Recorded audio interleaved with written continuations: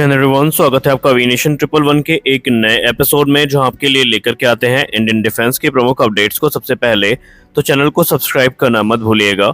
आज के इस वीडियो में, जैसा कि आपने थंबनेल में देख ही लिया है, हम बात करने वाले हैं Tu-22M3 के बारे में। दोस्तों, जब भी बॉम्बर्स की बात होती है तो हमारे मन में जो रोमांच है ये काफ़ी ज़्यादा बढ़ जाता है, क्योंकि बॉम्बर ऐसे एयरक्राफ्ट होते हैं जो अपने साथ मैसिव पेलोड को कैरी करते हैं। और बीतते समय के साथ हम लोगों ने अलग अलग मीडिया अपडेट्स में ये सुना है कि भारत का कभी इंटरेस्ट हुआ है इसको खरीदने का, तो कभी भारत को इस प्रकार के जो बॉम्बर्स हैं वो ऑफर किए गए। लेकिन क्या आपको पता है, 2012 में एक ऐसा मौका आया था जब लगभग भारतीय नौसेना ने इन बॉम्बर्स को सेलेक्ट कर लिया था। तो ये जानते हैं वो क्या वजह थी कि भारत ने इनको नहीं लिया, और क्या आज ये हमारे लिए रिलेटेबल हैं, क्या हमें इन्हें लिमिटेड नंबर्स में लेना चाहिए, इसको भी हम डिस्कस करेंगे। चलिए शुरू करते हैं आज का अपना ये वीडियो। रिपोर्ट्स में बताया जा रहा है कि 2012 में रूस के द्वारा भारत को टुप्लो Tu-22M3 बॉम्बर जो है ये ऑफर किया गया था। दरअसल ये एक कॉम्प्रिहेंसिव मिलिट्री पैकेज के अंतर्गत ऑफर किया गया था, जहां पर 2 अकुला क्लास की न्यूक्लियर सबमरीन्स को लीज में लेने की बात हुई थी। इसके अलावा जो एयरक्राफ्ट कैरियर है एडमिरल गोर्शकोव, ये भी इस पैकेज का हिस्सा था। और इसके अलावा जो ये बॉम्बर एयरक्राफ्ट थे ये भारत को ऑफर किए गए थे। इनिशियली ये माना गया था कि भारतीय नौसेना इनको कंसीडर करेगी, और इन बॉम्बर्स के लेने के बाद जो इंडियन ओशन रीजन में प्रभुत्व है वो बरकरार रहेगा। लेकिन बाद में आप सब जानते हैं कि ये कोई सस्ता एक्विजिशन तो होने नहीं वाला था, तो फाइनेंशियल कंस्ट्रेंट के चलते ये डील कभी आगे नहीं बढ़ पाई। और एक मौका जो भारतीय नौसेना के सामने था बॉम्बर्स को एक्वायर करने का, ये उस समय चला गया। लेकिन बाद में कई बार रूस के द्वारा ये जो बॉम्बर्स हैं ये भारतीय नौसेना को पुनः ऑफर किए गए। अब यहाँ पर सवाल ये उठता है कि हम सब ने सुन रखा है कि Tu-22 और Tu-160 दोनों भारत को ऑफर किए गए, तो यहाँ पर Tu-22M3 को महत्व क्यों दिया जा रहा है? दोस्तों, Tu-22M3 को हम बैकफायर सी के नाम से भी जानते हैं। ये एक सुपरसोनिक लॉन्ग रेंज का बॉम्बर है जो कि एक बड़े अमाउंट में पेलोड को डिप्लॉय करने में सक्षम है। यानी कि ये लंबी दूरी तक जाकर के मिशन को एग्जीक्यूट कर सकता है और एनिमी को बहुत ज़्यादा नुकसान पहुंचा सकता है।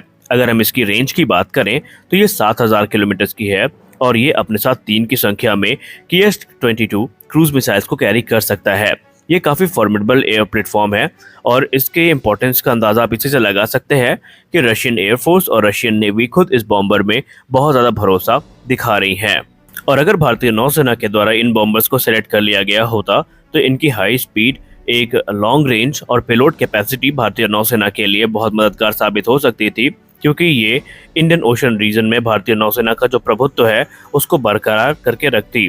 अगर हम Tu-22M3 की बात करें तो इसे भारत के मैरीटाइम डोमिनेंस के लिए काफ़ी इंपॉर्टेंट उस समय माना गया था, क्योंकि अभी भी भारतीय नौसेना के पास, अगर हम लॉन्ग रेंज की स्ट्राइक की कैपेबिलिटी की बात करें, तो इसके लिए भारतीय नौसेना अपने सरफेस शिप्स, सबमरीन और एक स्मॉल फ्लीट जो कि मैरीटाइम पेट्रोल एयरक्राफ्ट की है उस पर ही डिपेंडेंट है। और अभी भारतीय नौसेना के पास कोई भी ऐसा प्लेटफॉर्म नहीं है जो कि इस प्रकार की हैवी स्ट्राइक मिशन को एग्जीक्यूट कर सके।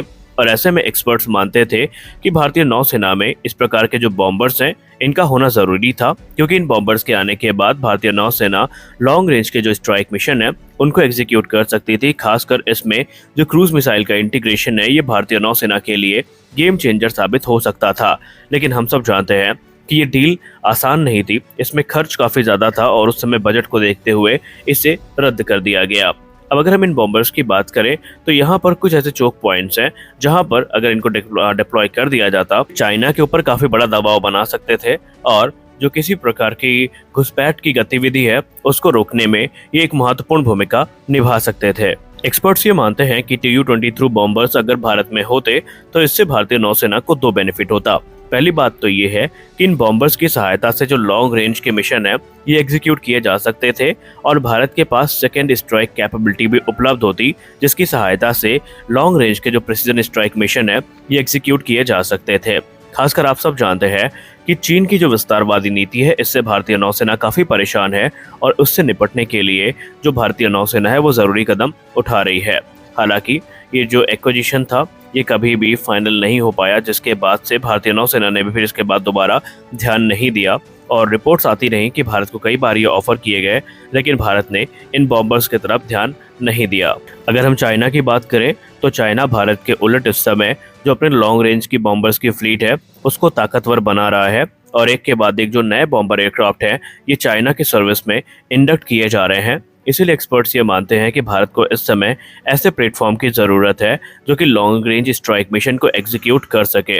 हालांकि TU-23 की बात करें तो इसके बहुत सारे एडवांटेजेस थे अगर ये एक्वायर कर लिया जाता तो, लेकिन अब इसके अगर हम नेगेटिव पॉइंट की बात करें तो आप सबको पता है कि TU-22 एक सुपरसोनिक बॉम्बर एयरक्राफ्ट है, जिसका मतलब ये है कि इसको लेने का मतलब ये था कि ये हमारे लिए ऑपरेशनल और फाइनेंशियल चैलेंजेस को भी लेके अपने साथ आता, जिसको हम नज़रअंदाज नहीं कर सकते। दरअसल भारतीय नौसेना का मॉडर्नाइजेशन प्रोग्राम था। इसके अंतर्गत अगर ये बॉम्बर खरीदे जाते तो इनकी जो मेंटेनेंस कॉस्ट है और इसके अलावा जो दूसरे सब्सटेंशियल इन्वेस्टमेंट है ये हमें करने पड़ते, जिससे भारत का उस समय का जो डिफेंस बजट था ये प्रभावित हो सकता था। एडिशनली इस प्रकार के एयरक्राफ्ट को भारतीय नौसेना के एविएशन इंफ्रास्ट्रक्चर में शामिल करना भारतीय नौसेना के लिए लॉजिस्टिकल और ऑपरेशनल चैलेंजेस को खड़ा कर सकता था, और यही कारण था कि कॉस्ट और इन सारे इश्यूज के चलते ये एयरक्राफ्ट भारतीय नौसेना का हिस्सा नहीं बन पाए। लेकिन क्या आपको पता है कि भारतीय नौसेना या वायुसेना इन बॉम्बर्स को लेकर के अब इच्छुक है या नहीं? तो अगर हम रक्षा विशेषज्ञों की बात माने, खासकर वायुसेना और नौसेना के पूर्व अधिकारियों की बात माने, तो आज का जो मॉडर्न वॉरफेयर का ज़माना है ये बदल रहा है। आज लॉन्ग रेंज के पावरफुल रेडार्स हैं जिनसे ये बॉम्बर्स बच नहीं सकते। इनका रेडार क्रॉस सेक्शन काफ़ी ज़्यादा होता है। हाँ, मैरीटाइम स्ट्राइक मिशन में ये बेशक काफ़ी मददगार साबित हो सकते हैं क्योंकि बड़े पैमाने पर ये क्रूज मिसाइल्स को कैरी करने में सक्षम है, लेकिन फिर भी इनका बड़ा रेडार क्रॉस सेक्शन इनके लिए एक बड़ा खतरा है, और ये चीज़ हमने रशिया यूक्रेन युद्ध में देखी है। लेकिन अभी हमारे पास सुखोई 30 MKI जैसे प्लेटफॉर्म है जो कि इस प्रकार के मिशन को एग्जीक्यूट कर सकते हैं।